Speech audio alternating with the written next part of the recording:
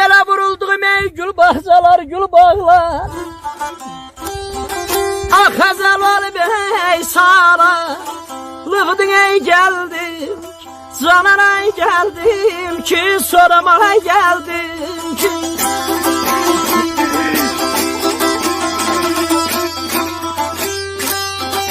Belə mən gəzdim ey belə cığırları, yolları.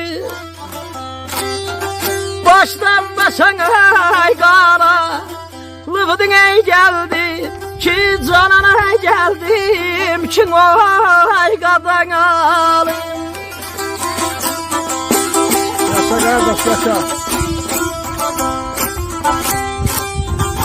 Bu günlərim mənim həm sevinçli günümdür, həm kədərli günümdür. Sevinçli günümdür ki, Aşıq Elbrus kəndimdəyəm. Kəlbəcər rayonu Yellicə kəndində. Çox şükür buna. Kədərli